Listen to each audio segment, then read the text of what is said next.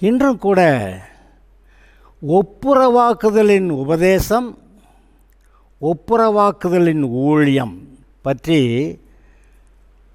அங்கே பைபிள் என்ன சொல்லுகிறது என்று சற்று கவனிப்போம். பிதாவாகிய தேவன் தம்முடைய சொந்த குமாரனை நமக்காக சிலுவையிலே பாடுபட்டு பரிகாரம் செய்ய பண்ணி அவரை ஏற்றுக்கொள்ளுகிறவர்கள் எத்தனை பேர்களோ அத்தனை பேர்களோடும் தேவன் ஒப்புரவாகிறார். ஆதாம் பாவம் செஞ்ச அன்னைக்கு இந்த மனிதர்கள் தேவனுக்கு சத்துருவானார்கள். அதனால் ஆதாமுடைய சந்ததியாக பிறக்கிற எல்லாருமே நரகத்துக்கு போகிறதுக்கு கையில் டிக்கெட்டோடு பிறக்கிறாங்க. ஏன்னா பிறக்கிறது பாவி. அந்த பாவிகள் பரலோகம் போக முடியாது. ஆனால் கர்த்தர் ஒரு வாய்ப்பு கொடுக்குறாரு. மனம் திரும்பினா என்னுடைய குமாரனா இயேசு உன்னுடைய பாவங்களுக்கு பரிகாரம் செய்திருக்கிறாரே, அதை நம்பி அவரை ஏற்றுக்கொள்வாயானால், அவர் செய்த பரிகாரத்தை நம்பி ஏற்றுக்கொள்வாயானால் நான் உன்னை மன்னிக்கிறேன்றாரு. மன்னிக்கப்படுகிறது மட்டுமில்லை, அவர்களை தேவன் தம்முடைய பிள்ளைகளாக ஏற்றுக்கொள்ளுகிறார், ஒப்புரவாகிறார். சண்டைக்காரங்க சமாதானமாகறாங்க, ஒப்புரவாகிறார். அதை நான் வாசித்து காட்டுறேன். 2 கொரிந்தியர் 5வது அதிகாரம் 18, 19, 20. 2 கொரிந்தியர் 5 18, 19, 20. இவைகளெல்லாம் தேவனாலே உண்டாயிருக்கிறது. எது உண்டாயிருக்கிறது? இயேசு ஆண்டவராக ஏற்றுக்கொண்டு ரட்சிக்கப்பட்டால் அவன் கிறிஸ்துவுக்குள்ளே புது சிருஷ்டி ஆகிட்டான். பழையவைகள் ஒழிந்தன, எல்லாம் புதிதாயின அப்படின்னு சொல்கிறார். இவையெல்லாம் தேவனாலே உண்டாயிருக்கிறது. அவர் இயேசு கிறிஸ்துவை கொண்டு நம்மை தம்மோடே ஒப்புரவாக்குதுன்னா சமாதானமாகிறது, ஒப்புரவாக்குதலின் ஊழியத்தை எங்களுக்கு கொடுத்தார். இப்போ இந்த இயேசு கிறிஸ்துவை கொண்டு நம்முடைய பாவங்களுக்கு பரிகாரம் செஞ்சு நம்மோட ஒப்புரவாகிறதுக்கு சண்டைக்காரங்களா தேவனும் மனுஷனும் சண்டைக்காரங்களாக இருக்காங்களே. தேவன் ஒரு பக்கம், இந்த மனுஷன் பிசாசுடைய பிள்ளையா இருக்கிறதுனால அங்கே சண்டைக்காரங்களாக இருக்காங்களே. இந்த சண்டையை தீர்த்து விட்டு சமாதானம் பண்ணுற காரியம் இந்த இயேசு கிறிஸ்து மூலமாக நடக்கிறது. அப்படி தம்மோட கூட இந்த ஜனங்களை ஒப்புரவாக்கி, ரட்சிக்கப்படுகிறவர்களை ஒப்புரவாக்கி எங்களுக்கு ஒப்புரவாக்குதலின் ஊழியத்தை கொடுத்தார். எப்படி என்ன ஒப்புரவாக்குதல்? நீங்கள் போய் சுவிசேஷத்தை அறிவிச்சிங்கன்னா நான் இயேசுவை ஏற்றுக்கிறேன்னு சொன்னால் அப்போ அவனும் தேவனோட கூட ஒப்புரவாகிறான். அப்போ ஒப்புரவாக்குதலோட ஊழியம். அடுத்த வசனம் என்ன? அது என்னவெனில், தேவன் உலகத்தாருடைய பாவங்களை எண்ணாமல் கிறிஸ்துவுக்குள் அவர்களை தமக்கு ஒப்புரவாக்குதலின் உபதேசத்தை எங்களிடத்தில் ஒப்புவித்தார். அது என்ன அந்த ஒப்புரவாக்குதலின் உபதேசம்? சுவிசேஷந்தான். இயேசு கிறிஸ்து சிலுவையில் உங்களுக்காக பாடுபட்டு மரித்தார், உயிர் தெழுந்தார், அதுதான் கர்த்தர் உங்களுக்காக செய்த பரிகாரம் அப்படின்னு நீங்கள் சொல்லும்போது அதான் சுவிசேஷம். அதான் அந்த உபதேசம், ஒப்புரவாக்குதலின் உபதேசம். அதை ஏற்றுக்கிட்டான்னா அவன் தேவனோட கூட ஒப்புரவாயிடுறான். அப்போ நீங்கள் செய்கிற வேலை ஒப்புரவாக்குதலின் ஊழியம், நீங்கள் பேசுகிற காரியங்கள் அந்த ஒப்புரவாக்குதலின் உபதேசம்.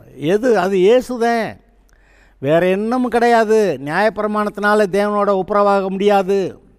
இந்த உலகத்தார் அவங்கவுங்க நாட்டில் அவங்கவுங்க ஜாதி ஜனங்கள் அவங்கவுங்க சில நியாயப்பிரமாணங்கள் வச்சுருக்காங்க.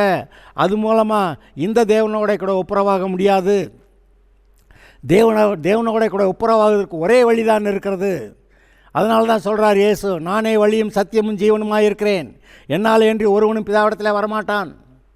அப்போ இயேசு தான் வழி, ஜீவன், சத்தியம். அப்போ இவர் ஒருத்தர் மூலமாக தான் மனுஷனுடைய பாவங்களுக்கு பரிகாரம் செய்யப்பட்டிருக்கிறது. இவர் மூலமாக பிதாக்கிட்ட போயிடலாம். வேறு ஏதாவது வழி வச்சுருக்கிறாரா?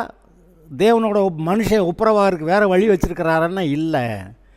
அப்படி வழி இருந்தால், நானே வழியும் சத்தியமும் ஜீவனுமாக இருக்கிறேன், என்னாலே என்று ஒருவனும் பிதாவிடத்தில் வரமாட்டான்னு அவர் சொல்ல முடியாது. அதுமில்லாமல் நான் கேட்குறேன், மனுஷனுடைய பாவங்களுக்கு பரிகாரம் செய்ய வேறு யாராவது இயேசு செய்தது போல் வேறு யாராவது இப்படி பரிகாரம் செஞ்சுருக்காங்களா? வேறு யாரும் இந்த மாதிரி மனிதனுடைய பாவங்களுக்கு பரிகாரம் செஞ்சது கிடையாது. அது மாத்திரமல்ல, வேறு யாரும் நான் பரிசுத்தர் ஆயால் நீங்களும் பரிசுத்தராயிருங்கள் அப்படி சொன்னதும் கிடையாது. இவர் ஒருவரே நான் பரிசுத்தர் ஆகையால் நீங்களும் பரிசுத்தராயிருங்கள்னு சொல்கிறாரு. ஏதோ கொஞ்ச நாளைக்கு காலையில் குளித்து சாயந்தரம் குளித்து அப்படி நான் பரிசுத்தமாயிட்டேன், அது அந்த கொஞ்ச நாள் முடிஞ்சவொன்னே என்ன செய்கிறான், மறுபடியும் அந்த பாவத்துக்குள்ளே தான் போய் விழுகிறான். ஆனால் கர்த்தர் என்ன கேட்குறாரு, மனம் திரும்பு, இது நாள் வரைக்கும் பாவத்தில் போய்கிட்டு இருந்தே இப்போ மனசு திரும்பி நீ கர்த்தர்கிட்ட என்கிட்ட வா அப்படி சொல்கிறாரு. மனம் திரும்புதல் தான் அந்த பாவத்தை விட்டு அவனை விளக்குது. அதுக்கப்புறமா கர்த்தர் அவனை மன்னிக்கிறாரு, கழுவுறாரு, பாவமே செய்யாதவன் போல நினச்சிக்கிறாரு. இயேசுவின் ரத்தம் சகல பாவங்களை நீக்கி நம்மை சுத்திகரிக்கும்.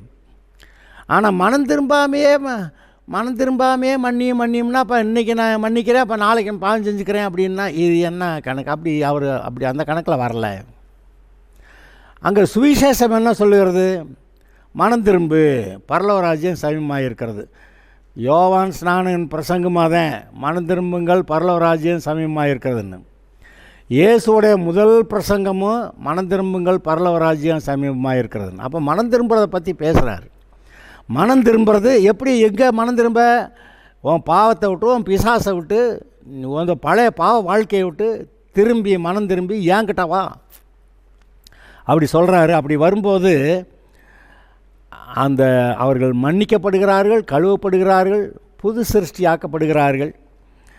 ஆனபடியினாலே தேவனானவர் எங்களை கொண்டு புத்தி சொல்லுகிறது போல நாங்கள் கிறிஸ்துவுக்கு ஸ்தானாபதிகளாக இருந்து தேவனுடைய ஒப்புரவாகுங்கள் என்று கிறிஸ்துவ நிமித்தம் உங்களை வேண்டிக் கொள்ளுகிறோம். அம்பாசடர்ஸ் ஆஃப் காட், கர்த்தருக்கு ஊழியம் செய்கிறவங்க எல்லாருமே காட்ஸ் அம்பாசடர்ஸ். இந்த நாட்டிலேருந்து அம்பாசடர் அடுத்த நாட்டில் இருப்பாங்க, அடுத்த நாட்டு அம்பாசடர் நம்ம நாட்டில் இருப்பாங்க. அதுபோல் இன்றைக்கு பரலோகத்தில் இருக்க நீங்கள் பரலோகத்துக்குரியவர்கள், அந்த நாட்டுக்குரிய தேவனுடைய ராஜ்யத்திற்கு அங்கே அதற்குரியவர்கள். நீங்கள் தேவனுடைய ராஜ்யத்தில் இருக்கிறவர்கள் இந்த பூமியில் இருக்கிறவங்கள்ட்ட தேவனுடைய அம்பாசடராக வந்து அவருடைய செய்தி, நீ மனம் திரும்பி இயேசுவை ஏற்றுக்கிட்டேன்னா பரலோகம் போயிடலாம் அப்படி சொல்கிற அந்த ஊழியம். அதுதான் இங்கே என்ன போட்டிருக்கு, தேவனானவர் எங்களை கொண்டு புத்தி சொல்லுகிறது போல நாங்கள் கிறிஸ்துவுக்காக ஸ்தானாபதிகளாக இருந்து, அம்பாசடர்ஸ் ஆஃப் காட், ஸ்தானாபதிகளாக இருந்து தேவனுடைய ஒப்புரவாகுங்கள் என்று கிறிஸ்துவின் நிமித்தம் உங்களை வேண்டிக் கொள்ளுகிறோம். அருமையானவர்களே, நமக்கு யாரோ வந்து சுவிசேஷத்தை சொன்னாங்க, அந்த ஒப்புரவாக்குதலின் ஊழியத்தை செஞ்சாங்க. அந்த சுவிசேஷம் தான் அந்த ஒப்புரவாக்குதலின் உபதேசம். அதை வந்து நம்மக்கிட்ட சொன்னாங்க, அதை நம்ம ஏற்றுக்கிட்டான், நாம் ரட்சிக்கப்பட்டான். இப்போ என்ன சொல்கிறாரு, நீயும் ஒரு ஸ்தானாபதியாக, எனக்கு ஸ்தானாபதியாக இருந்து சுவிசேஷத்தை நீ ஜனங்களுக்கு அறிவிக்கணும் அப்படி கேட்குறாரு. பவுல் சொல்கிறான், நாங்கள் கிறிஸ்துவுக்காக ஸ்தானாபதிகளாக இருந்து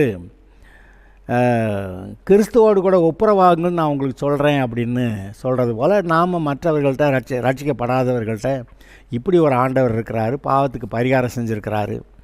அது மூலமாக நம்மளை பாவியாக இருக்கிற நம்மளை அவர் தங்கூட சமாதானமாக சேர்த்துக்கிறதுக்கு, அவர் வீட்டில் பிள்ளையாக வச்சுக்கிறதுக்கு அவர் விரும்புகிறாரு. நீங்கள் வரலாம் அப்படின்னு நீங்கள் சொல்கிறது தான் அந்த ஒப்புரவாக்குதலின் உபதேசம். இந்த பேசுகிற வேலை தான் ஒப்புரவாக்குதலின் ஊழியம். அப்படி நீங்கள் இது வேலையை என்ன வேலைன்னு டைட்டில் கொடுக்குறாரு, தேவனுடைய அம்பாசடர்ஸ் ஆஃப் கிரைஸ்ட், கிறிஸ்துவின் ஸ்தானாபதிகள் அப்படி சொல்கிறாரு. நீங்கள் கிறிஸ்துவின் ஸ்தானாபதிகளாக இருக்க விரும்புகிறீங்களா? ஒரே ஒரு வாழ்க்கை, மீதி என்னெல்லாம் செஞ்சாலும் எவ்வளோ சம்பாதிச்சாலும் அங்கே தான் விட்டுட்டு போவோம். ஆனால் கர்த்தருக்காக நீங்கள் செய்கிற காரியங்கள் எல்லாம் உங்களோடு கூட பரலோகத்துக்கு வருகிறது. உங்களுடைய காரியங்கள் பரலோகத்துக்கு வருகிறதுங்கிறதுக்கு நான் பைபிளில் வெளிப்படுத்தின விசேஷத்தில் 14வது அதிகாரத்தில் ஒரு வசனம் உங்களுக்கு வாசித்து காட்டுறேன். வெளிப்படுத்தின விசேஷம் 14வது அதிகாரம் 13வது வசனம். பின்பு பரலோகத்திலிருந்து ஒரு சத்தம் உண்டாக கேட்டேன், அது கர்த்தருக்குள் மரிக்கிறவர்கள் இது முதல் பாக்கியவான்கள் என்று எழுது. என்னது? கர்த்தருக்குள் மரிக்கிறவர்கள் இது முதல் பாக்கியவான்கள் என்று எழுது. அவர்கள் தங்கள் பிரயாசங்களை விட்டு ஒழிந்து இளைப்பாறுவார்கள்.